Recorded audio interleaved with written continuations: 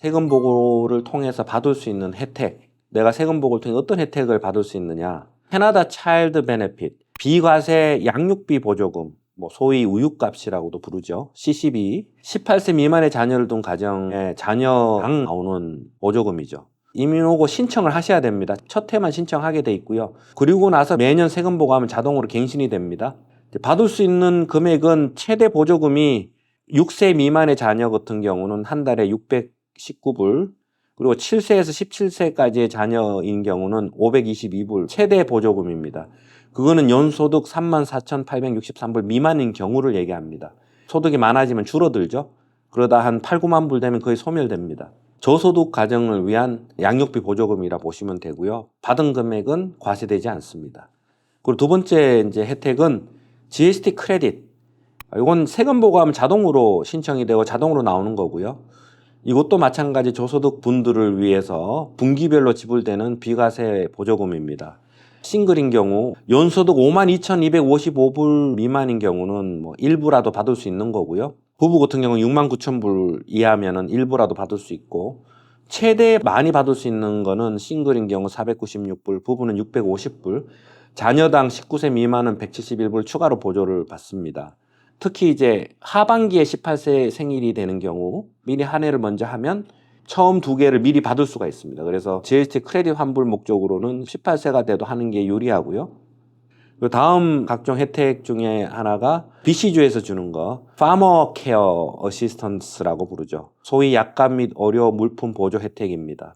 여기도 세금 보고를 통해서만 가능하고요. 첫 해는 신청을 별도로 하셔야 됩니다. 온라인으로. 그리고 이것도 자동으로 이제 갱신이 매년 됩니다.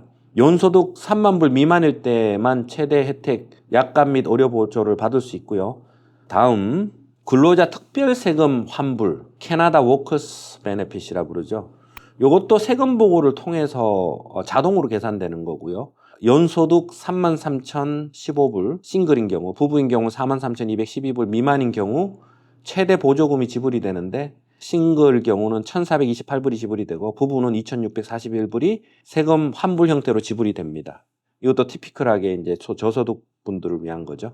그리고 두 번째가 여러분들 많이 들어보셨고 지금 받고 계신 분도 계시겠지만 연금들 크게 둘로 나눠집니다. 캐나다에서는 올드 에이지 시큐리티와 캐나다 펜션 플랜이 있습니다. 올드 에이지 시큐리티는 한국말로 따지면은 캐나다 노령연금이라고 할 수 있고요. 요건 내가 젊었을 때 얼마나 연금을 적립했느냐는 상관없고 캐나다에 얼마나 거주자로 살았느냐가 중요합니다. 그래서 10년 이상 캐나다 거주해야만 신청이 가능하고 최고 713불에서 784불 정도 매달 받을 수 있습니다. 월 수령액이 최고로 받을 때는. 근데 내가 이민 온 지 20년 정도 됐다. 그러면 반 정도 받겠죠.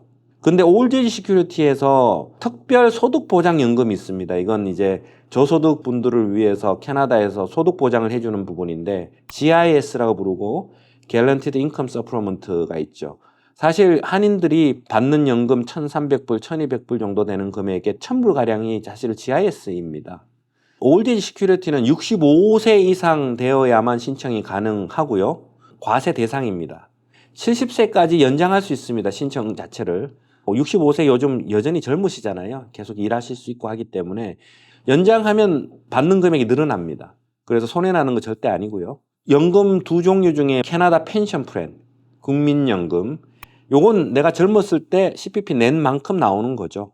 60세부터 신청이 가능하고요. 요것도 마찬가지 70세까지 수령 시기를 늦출 수 있습니다. 그래서 2024년도 받을 수 있는 최고 수령액은 월 평균 758불 정도 됩니다. 이것도 과세 대상이기 때문에 많은 분들이 사실은 60세나 65세 신청하기보다는 70세로 연장하는 경우가 많습니다. 이런 것들이 세금 보고를 통해서만 받을 수 있는 혜택입니다. 그거 외에도 BC 트랜짓 관련된 혜택도 세금 보고 기준이고요. 어르신들한테나 아니면 저소득층한테 주는 수영장 디스카운트 되는 그런 내용도 있고 차일드케어 관련된 보조도 있고 이런 사회보장제도가 다 세금 보고와 연결이 되어 있습니다. 그래서 세금 낼 게 없으면 안 해도 된다 하지만 하는 게 유리합니다.